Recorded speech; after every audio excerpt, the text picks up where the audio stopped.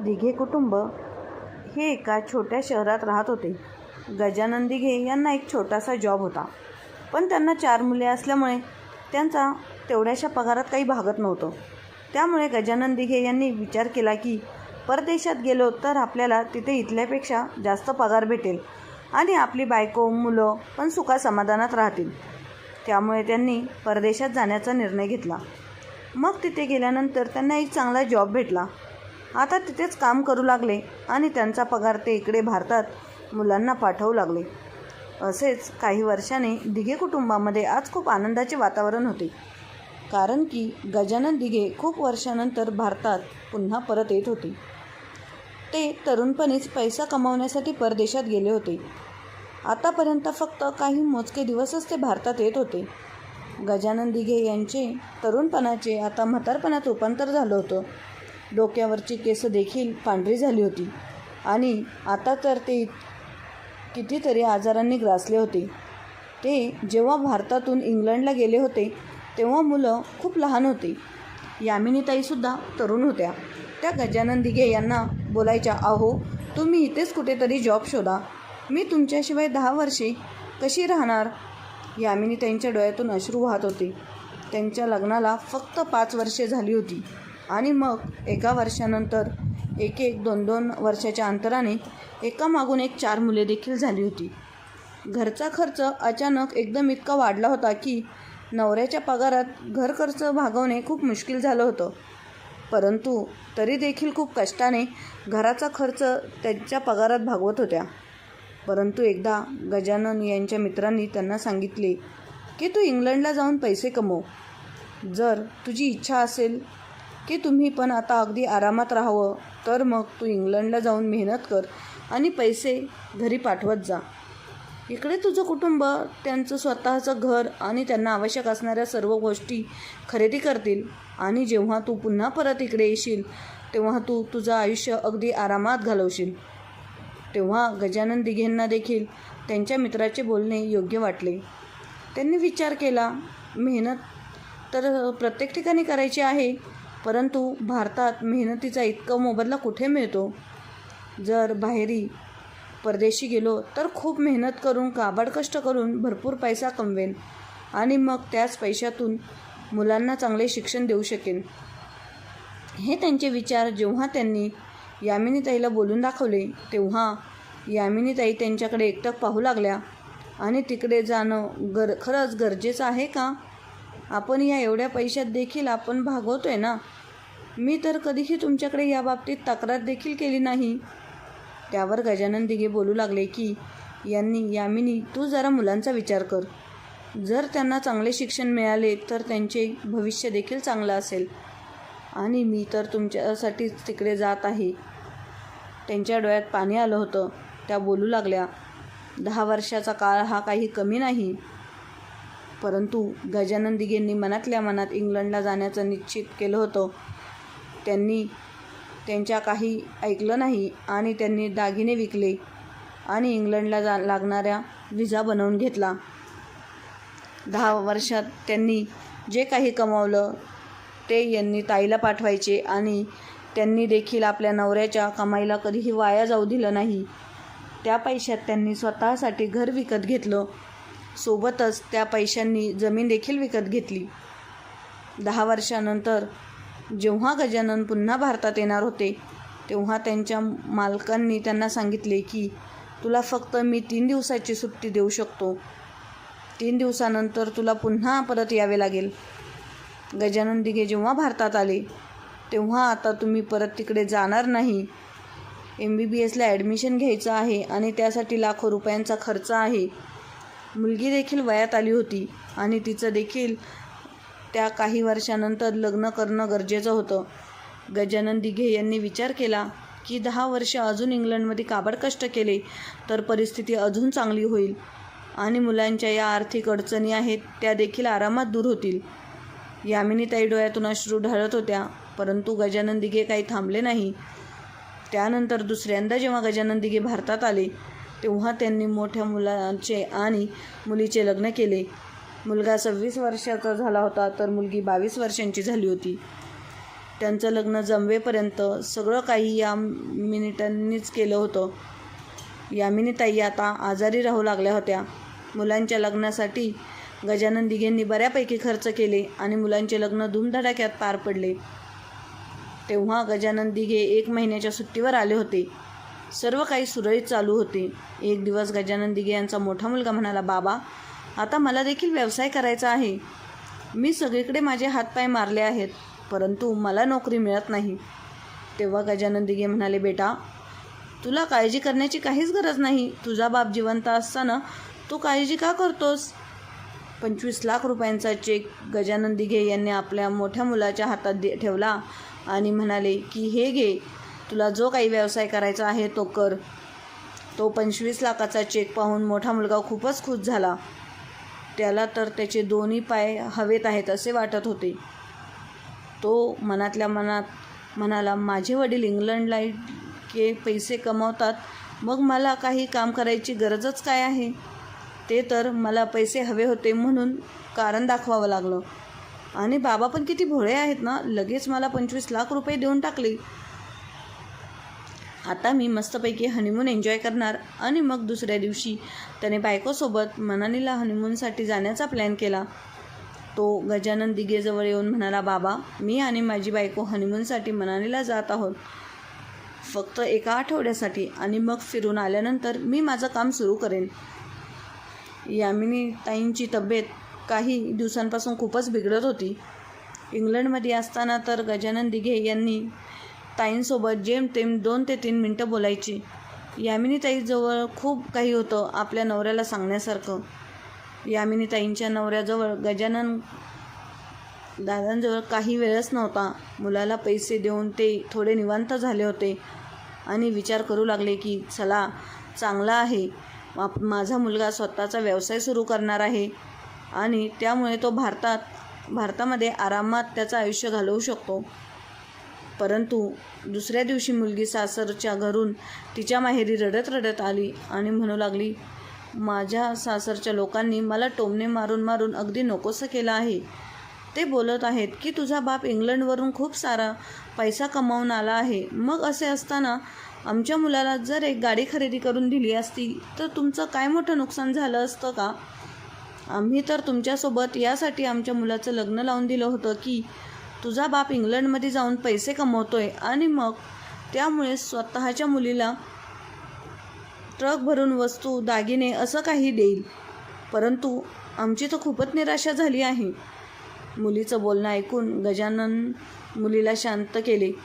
त्यांच्या अकाउंटमध्ये आता फक्त 10 लाख रुपये शिल्लक होते आणि त्यांनी ते पैसे स्वतःसाठी ठेवले होते, जेणेकरून उतरत्या वयात त्यांना त्यांच्या गरजेच्या वेळी उपयोगी पडतील. बाकीचे पैसे तर त्यांनी सर्व काही भारतामध्ये पाठवले होते. यामिनीताईचा मुलगा लगेचच यावेळी त्यांच्याकडून सगळे पैसे घ्यायचा आणि बोलायचा, आई, तू काय करणार आहेस या पैशाचं? घरातला खर्च मी सांभाळेन. आणि ते सर्व पैसे तो त्याच्या ऐशो आरामात उडवायचा. मुलीच्या डोळ्यातील अश्रू पाहून गजानन दिघे यांचं हृदय ते तुटत होतं. ते बोलू लागले, तुझं रडणं थांबव. मी उद्या तुझ्या नवऱ्यासाठी गाडी घेऊन देतो, 10 लाख रुपयांची गाडी. दुसऱ्या दिवशी गजानन दिघे यांनी जावयासाठी गाडी घेऊन दिली. तेव्हा कुठे जावयाचा मूड थोडा चांगला झाला. मुलीच्या चेहऱ्यावर देखील हसू आलं आणि ते पाहून गजानन दिघेंना देखील बरं वाटलं. परंतु गजानन दिघे यांचा खिसा आता पूर्णपणे रिकामा झाला होता. एक दीर्घ श्वास त्यांनी घेतला आणि मग पुन्हा एकदा स्वतःचा विजा बनवला आणि इंग्लंडसाठी ॲप्लाय केलं. यावेळी त्या मिनिटांचं मन आणि बुद्धी दोघेही गजानन दिघेंना पुन्हा इंग्लंडला जाण्यासाठी परवानगी देत नव्हते. यामिनीताई बोलू लागल्या, अहो, बस करा. मुलांच्या इच्छा पूर्ण करता करता तुम्ही बायकोला पूर्णपणे दुर्लक्षित केलं आहे. मला आता उरलेलं आयुष्य तरी तुमच्यासोबत घालवू द्या.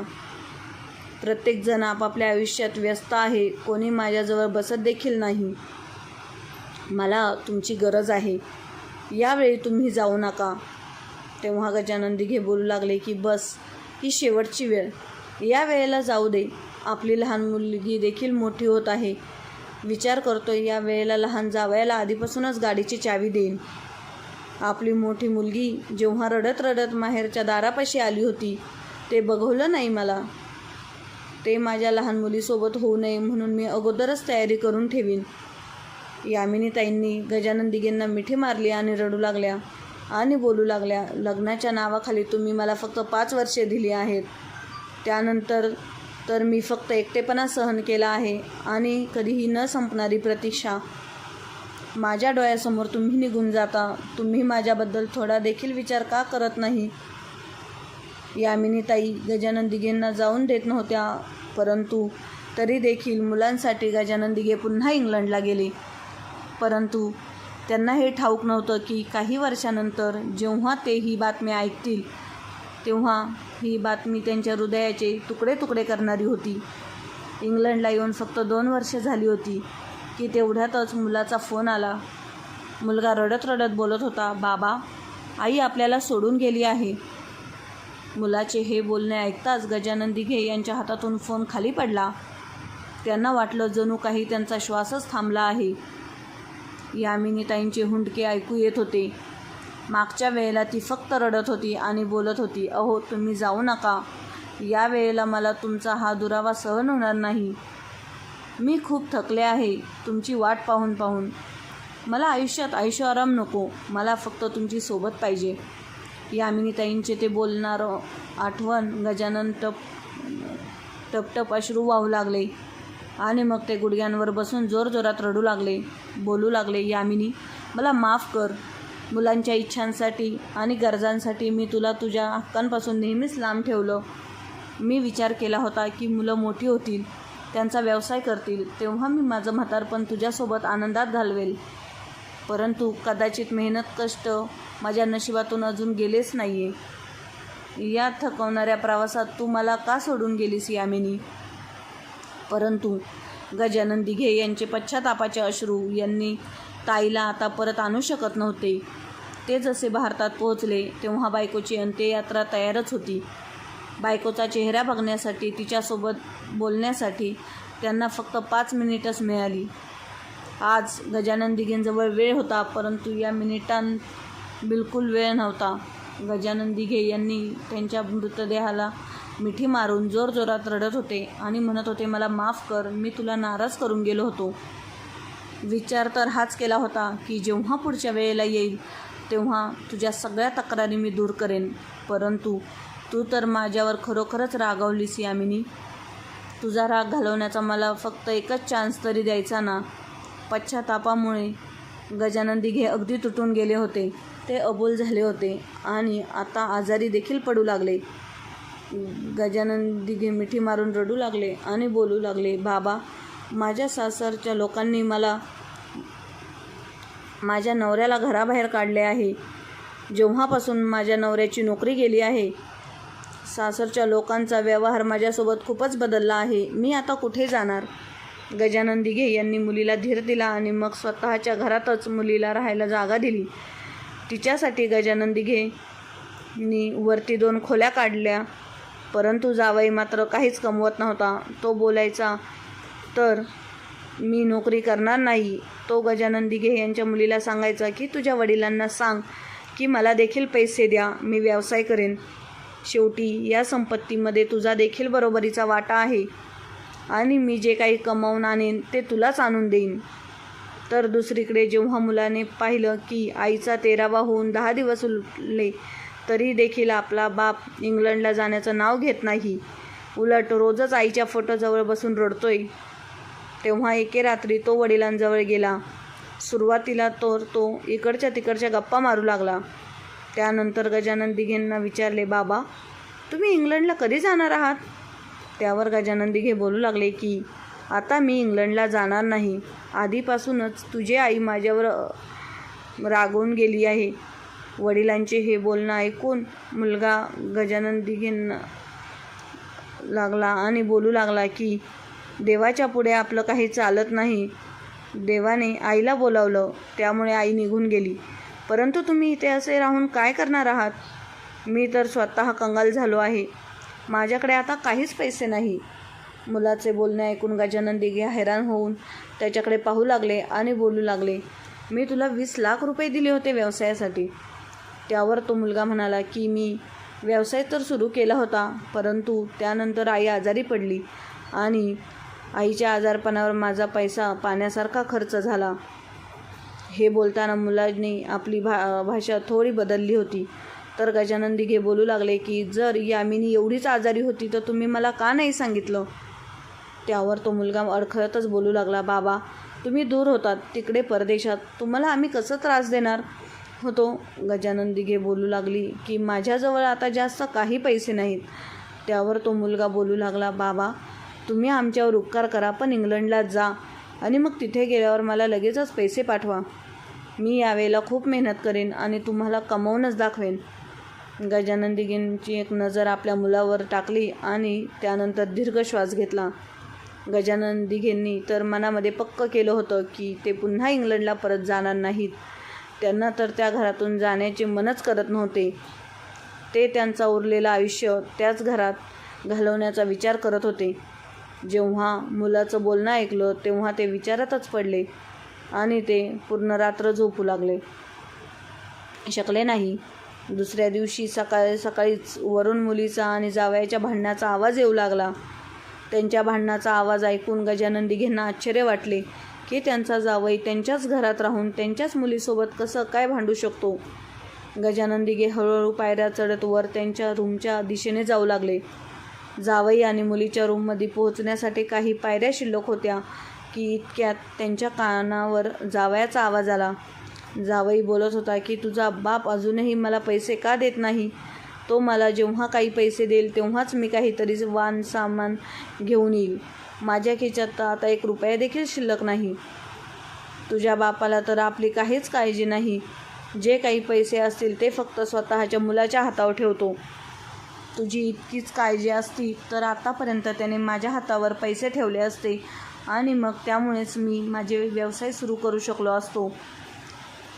तो जाणून बुजून मला कमीपणा आणतोय.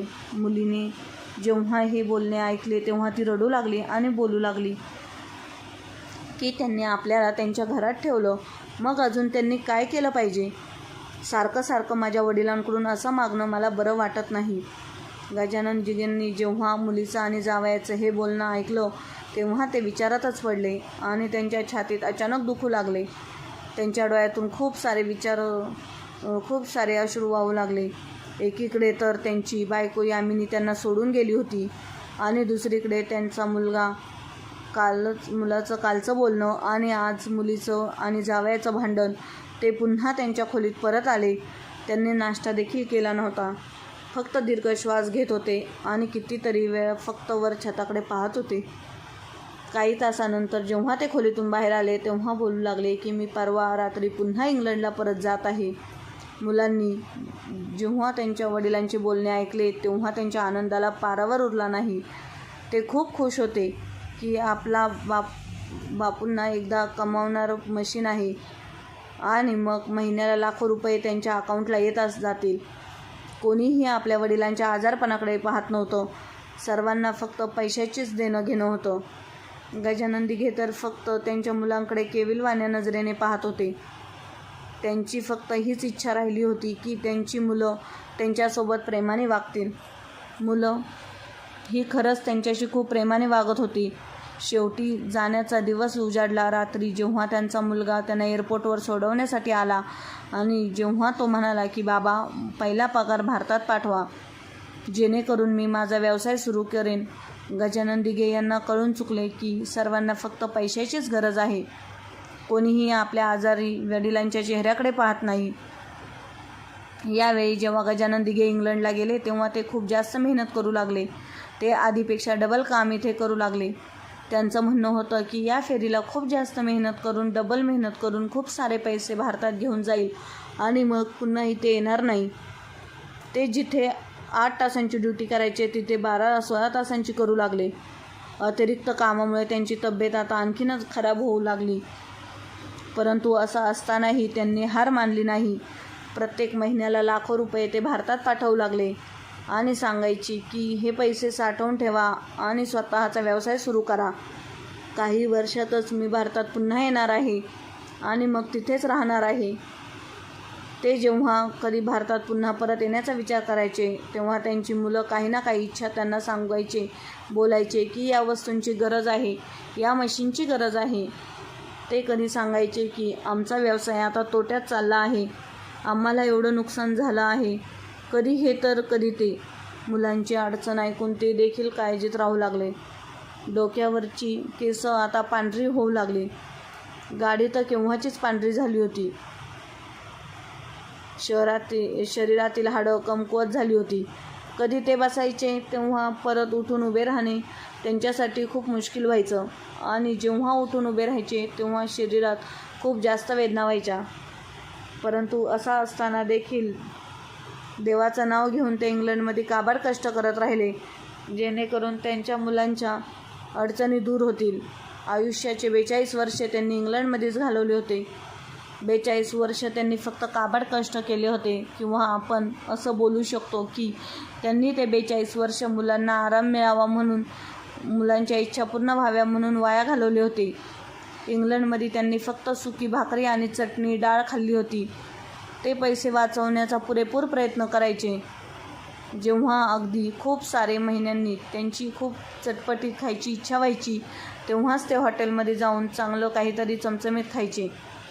नाहीतर त्यांनी कधीही नाश्त्याच्या वेळेला हॉटेलमधून काही मागवलं नव्हतं. तर इकडे मात्र भारतात त्यांची मुलं त्यांचं आयुष्य अगदी ऐशोआरामात आनंदात घालवत होती. गजानन दिघे आता म्हातारे झाले होते. ते आता आधीसारखे काम करू शकत नव्हते. त्यामुळेच ते ज्या मालकाकडे काम करायचे त्यांनी आता गजानन दिघेन रिटायर करायचं ठरवलं. तू आता गजाननकडून जास्त काही काम करून घेत नव्हता. एके दिवशी त्या मालकाने गजानन दिघेंना त्यांच्याजवळ बोलावलं आणि छोटीशी दावा रक्कम गजानन दिघेंकडे दिली. कारण की मागच्या वेळेस वर्षापासून गजानन दिघे त्या मालकाकडेच काम करत होते आणि आता त्या मालकाची मुलं त्याचा तो व्यवसाय सांभाळत होती. तुम्हाला त्या कंपनीत आला आणि गजानन दिघेंकडे 50 लाख रुपयांचा चेक दिला आणि बोलू लागला की माझ्याकडून हा छोटासा तुला गिफ्ट, हा चेक तू घे आणि भारतात जा आणि उरलेलं आयुष्य तुझ्या बायका मुलांसोबत आनंदात घालव. गजानन दिघेंनी जेव्हा तो चेक पाहिलं तेव्हा त्याच्या डोळ्यात अश्रू आले. तो आता रिटायर झाले होते. त्यांनी एक नजर आपल्या शरीरावर टाकली आणि मग त्यांच्यावर टाकली आणि मग त्याच वेळेला त्यांनी यामिनीची खूप आठवण आली. कदाचित जर आज त्या जिवंत असत्या तर ते देखील आनंदाने सांगू शकले असते की आता भारतात कायमचा परत येत आहे. गजानन दिघे यांची मुलं तर गजानन दिघेंना फोन फक्त त्यासाठीच करायचे. ते देखील एखादा मिनिट बोलायचे. गजानन दिघेंनी अगदी आनंदाने त्यांच्या मुलांना फोन केला, परंतु कोणीही त्यांचा फोन रिसीव्ह केला नाही. ते मुलांना सांगू इच्छित होते की ते भारतात पुन्हा परत येत आहेत, परंतु जेव्हा कोणीही फोन रिसीव्ह केला नाही तेव्हा त्यांनी स्वतः भारतात परत जाऊन सर्वांना सरप्राईज देण्याचं ठरवलं.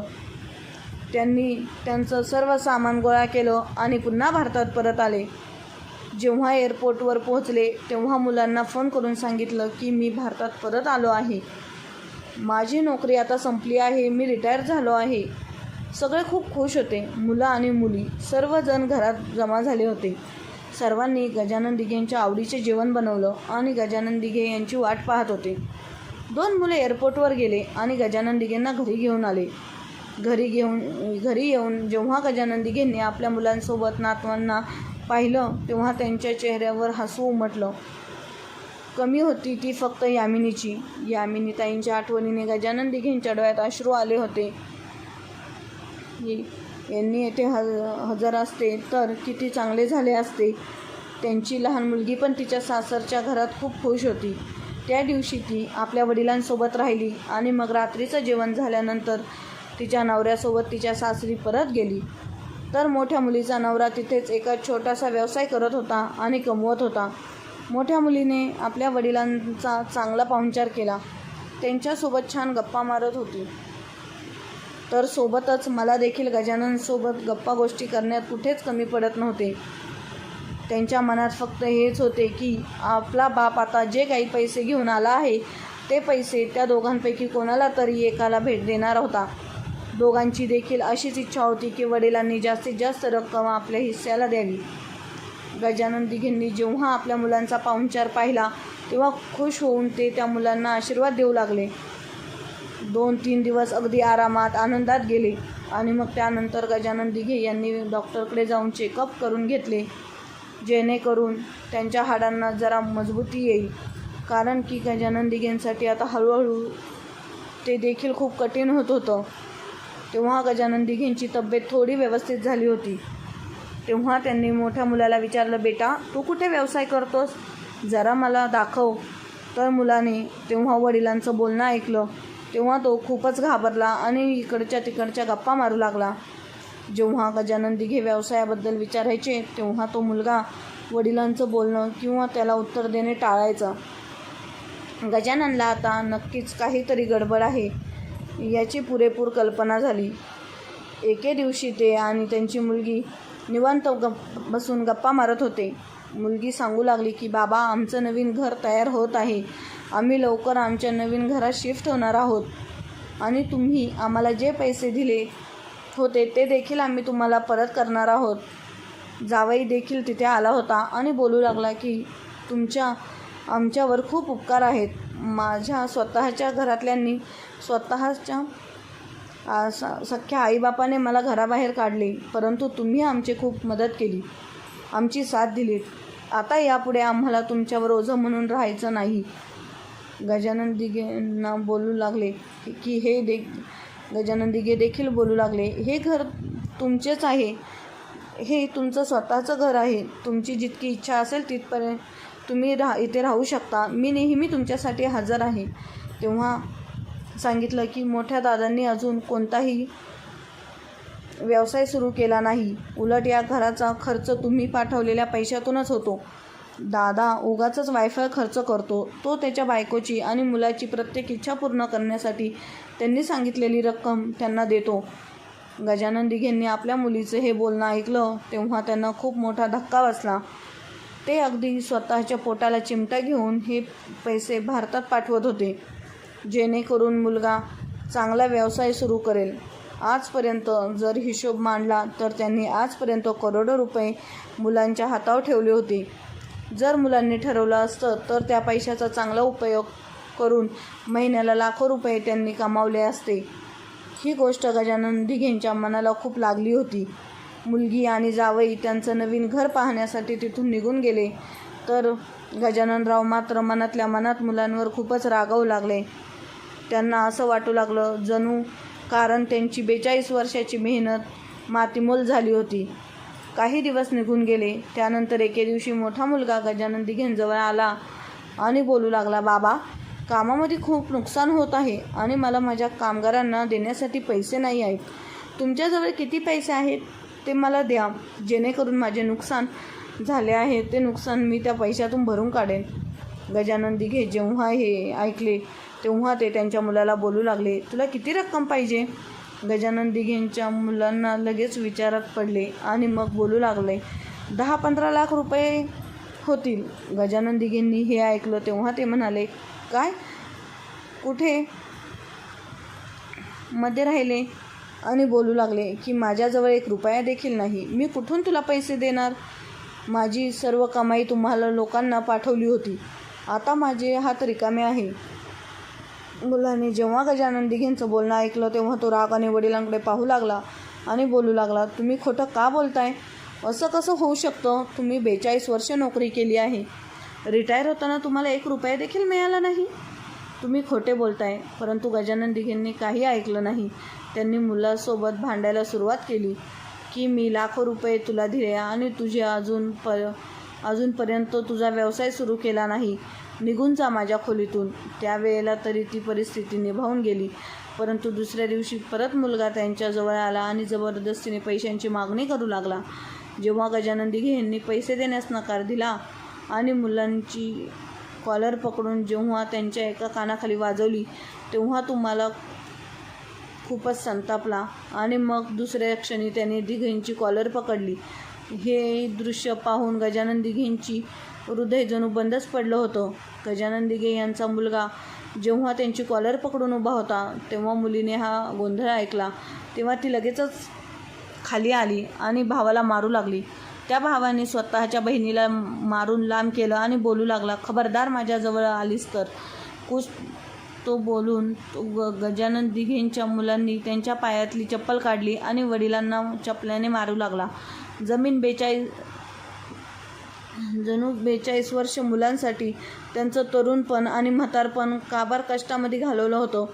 आज त्यांची परतफेड त्याला अशा प्रकारे मिळत होती.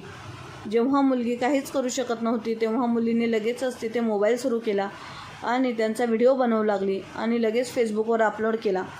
मुलाने बापाला मारून घरातून बाहेर हाकलून लावलं होतं. तो अगदी मोठ्या आवाजात स्वतःचाच बापाला वाईट साईड बोलत होता. तर गजानन दिघे मात्र छातीवर हात ठेवून तसेच खाली कोसळले होते. मुलगी वडिलांजवळ पोचली आणि त्यांना उठवू लागली आणि छोट्या भावाला सांगू लागली, तू जा बाबांसाठी पाणी घेऊन ये. परंतु मोठ्या भावाने त्याला घरात येऊ दिलं नाही. बोलू लागला, कोणीही याला एक घोट पाणी देखील द्यायचं नाही, घशाखाली उतरणार नाही. हा काय मरतोय तर मरू देत. कंगाल बाप कुठला. हे सगळं चालूच होतं की इतक्यात खूप साऱ्या लोकांची गर्दी त्यांच्या घरासमोर जमली. सोबतच पोलिसांनी काही समाजसेवक देखील आणले होते. ते गजानन दिघेंच्या मुलीकडे चौकशी करू लागले. तर ते सांगू लागले की तो व्हिडिओ मी फेसबुकवर अपलोड केला. माझा भाऊ माझ्या वडिलांना मारत होता. ही बातमी ज्यांनी ऐकली त्यांनी अक्षरशः कानावर हातच ठेवले. बोलू लागले, ही तर खूपच भयानक बातमी आहे. सख्खा मुलगा स्वतःच्या बापालाच मारत आहे. पोलिसांनी लगेचच गजानन दिघेंच्या मोठ्या मुलाला ताब्यात घेतलं. गजानन दिघे यांच्या मुलीने आणि जावयाने त्यांना दवाखान्यात नेलं.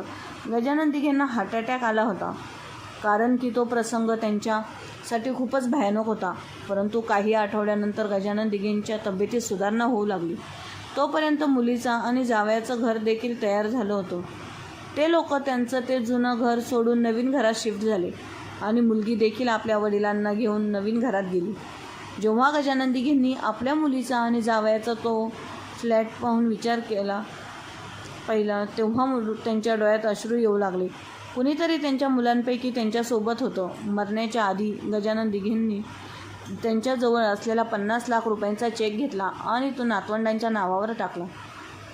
त्यांनी तर त्यांच्या सगळे पैसे त्यांच्या मुलींमध्ये वाटले होते. तर मला काही नको रुपया देखील दिला नव्हता. तर मला त्यांनी 1 रुपया देखील दिला नव्हता. तर मित्रांनो आणि मैत्रिणींनो, तुम्हाला काय वाटतं या कथेमध्ये चुकीचं कोण आहे? गजानन दिघे आपलं आयुष्य पूर्ण फक्त मुलांच्या सुखासाठी घालवले की त्यांची लालची मुलं ज्यांनी पैशासाठी बापावर हात उगारला? तर मग तुमची काय प्रतिक्रिया आहे ते कमेंट बॉक्समध्ये नक्की कळवा. आणि स्टोरी आवडली असेल तर लाईक, शेअर, सबस्क्राईब नक्की करा. धन्यवाद.